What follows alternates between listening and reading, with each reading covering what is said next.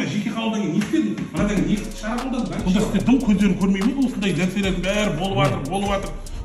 Тағы да міне Алматы қаласы Әуезов ауданы прокуратурасына келіп отырмыз. Негізгі келуіміз себебі осы Әуезов ауданының полиция басқармасының жанындағы бөлімшесінде біздің қылмыстық ісіміз қаралып жатқан. Бүгінгі күнге дейін қылмыстық ісіміз созбалаңға салынып, ешқандай тергеу амалдары жүрмей жатыр. Осы бойынша мен қазір Әуезов ауданы прокурорының қабылдауына келе жатырмын, бірақ қабылдай ма, қабылдамай ма, оны қазір ішке кірген кезде білетін боламыз. Біздің енді қасымызда мына жәбірленуші өзінің осы уақытқа дейін алданғанын, жаңа аты жөндерін айтып кетсең, кімдегі алдандың? 2022 жылдың қыркүйек айында мен арыз жазған болатын Әуезов аудан бөлім полициясына. Әжібаев Серікбай Нәлібайұлына және оның баласы Нәлібай Бекжанға. Сонымен Нәлібай Бекжан келіп кетсе, Әжібаев Серікбай әлі осы күніне таппай жатыр. Тергеушінің айтуы бойынша іздестіріп жатырмыз. Біріншісінде ол жоқ деді, ондай адам жоқ деді. Сондай қағаз келді деді. Қалайша жоқ, тірі адам. Сонымен 2 ай таппай жатырмыз деді ме адамды? Басында екеуін де таппады. Кейіннен созбалаңы салынып жүріп, әйтеуір айқайлатып жүріп, біреуін тауып, одан жауап алып, беттесу амалдары жүрді, иә. Бірақ әлі күнге дейін оның кінәсі дәлелденіп, бір айыбы тағылмай отыр, иә, бүгінгі күнге дейін. Бүгінге дейін табылмай отыр, әкесі табылмай отыр. Бар айтатыны Әжібаев Серікбайды таппай жатқан деп. Қалай тірі адам таппайды? Бізде, менде WhatsApp переписка бар, аудиозапись және диктофон запись бар. Және де екі свидетель бар. Куәлер бар, иә? Екі куәгерім бар. Ол бірақ мен адамдар емес. Сол Әжібаев Серікбайдың адамдар екеуде. Яғни сізді алдап ақша алғандығын көрген куәлеріңіз бар. Жаңағы жазба арасында жазылған перепискілерің бар. Осылардың барлығы бола тұра бүгінгі күнге дейін ол азаматтарға, жаңағы әкесі мен баласына ешқандай да айып тағып отқан жоқ. Енді міне ең қызығы қазір осы біздің күдіктеліп отқан, жаңағы бізді алдап кетті деп отқан азамат Қазақстан Республикасының парламент мәжілісіне депутаттыққа түсіп жатыр екен. Сонда қалай ол адамдарды қалай таппауы мүмкін? Ол қазір елдің алдында үгіт насихатын жүргізіп жүр. Мына кісілер шырылдап бүгінгі күнге дейін үлкен сомадағы ақша қаражатын ала алмай жүр. Осының барлығын біле тұра, қаншама дәлелдің барын біле тұра, біздің Әуезов аудандық полиция басқармасының жанындағы полиция бөлімі ешқандай да нәтиже шығармай, ешқандай тергеу амалдарын жүргізбей отыр. Қазір осы мәселе бойынша біз прокурорға кіреміз, прокурордың алдына қоямыз. Иә, ол адамды тауып кінәсін жан-жақты тексеруін талап етеміз. Кінәсі бар ма, жоқ па, осы тергеу анықтау керек, бірақ оны бүгінгі күнге дейін өкінішке орай анықтамай отыр. Сондықтан енді қазір прокурор кіріп шыққаннан кейін қалай жасайды, тергеудің әрекеттерін, оның барлығын әлеуметтік желіге жариялайтын боламыз.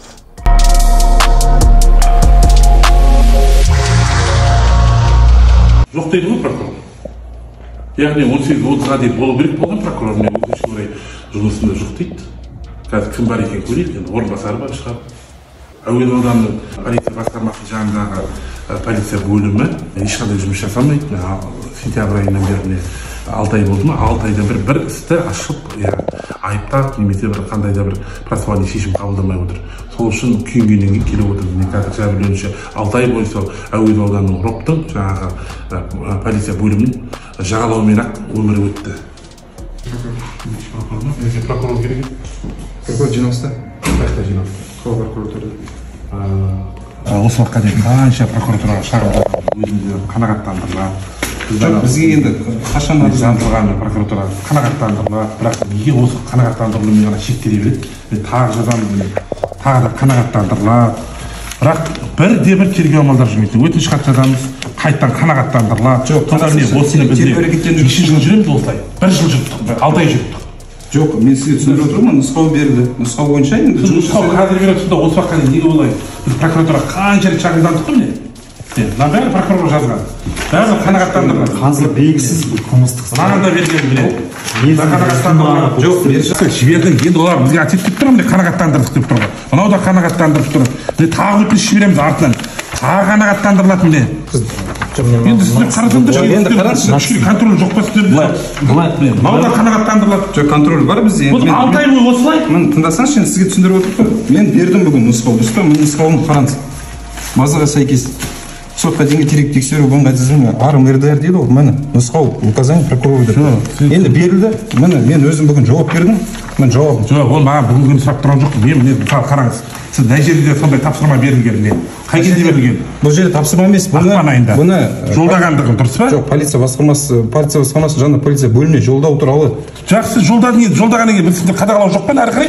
Неге жоқ? Бар ғой. Өйткені сіз жолдадыңыз, сіздің жолдауың бойынша бізге жауап берді міне, қанағаттандыру туралы. Болды ғой, бітті, соны бітті ма? Тергеу қашан тергеледі сонда бізде? Принятие қабылданады, иә, августта 22 жылдың тамыз айының 8-і күні тіркеледі. Қылмыстық іс, иә, қылмыстық РДР болды. Өндіріске қабылдайды. 10 күні тамыздың шілде айында арыз түсіп тіркелген да, қылмыс іс қозғалған.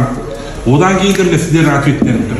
Одан кейін мына ең қызығы міне тергеу сотымен жеке қаулы шығарылып отыр. Бұл қылмыс бойынша ма? Иә, міне 10 қазан. Мынау тергеушінің іс-әрекетін заңсыз танылды сотпен, тергеу сотымен. Сонда сіздер дым көздерін көрмей ме? Осындай нәрселердің бәрі болып жатыр. Отыра бересіздер ме сонда? Жетекші қаулы, Алматы қаласы мамандандырылған аудандық сотымен шығады. Мына тергеу сотының қаулысымен заңсыз деп танылған тергеушінің әрекеттері. Не, заңсыз танылып отыр. Осындайлар бәрін көре тұрасыңдар, сонда отыра бересіңдер ме? Түсінбейсіңдер. Қалай жұмыс істейсіңдер сендер? 6 ай прерваны, 6 ай. Қараңыз, 6 ай мерзім. 6 ай мерзім. Біз өйткені қалай жұмыс істейді? Патрон маған керек жоқ ма соңғы? Мен маған жауап берші, жеке қаулыдан кейін не істедім? Мынадан кейін не шара қолдандым, айтшы маған. Қандай шара қолдандым? Жеке қаулы шығады. Міне тергеу сотымен заңсыз деп танылды тергеушінің әрекеті. Не істедіңдер, айтшы маған. Осыны мына не істедіңдер? Жоқ, жеке қаулы шығарылды. Мысалы, ол жеке қаулы болды ма, қалды ма? Жоқ, орындау үшін полиция департаментіне жолданады. Жақсы жолданды. Сол жерде одан кейін контроль жоқ па сіздерде? Контроль деген бар. Солар шара қолданады. Қандай шара қолданса мынандай бізге ходатайствоға жауап беріп отыра береді. Ол шара қолданған емес бұл. Мына адам көрсетіп барды алып келдіңіз. Прокурорлар мысалы сотқа қатысып отырсыңдар сендер. Міне 10 қазан күні жеке қаулы шығарып отыр. Мынау полиция департаментіне мынау нұсқаулар беріліп жатыр.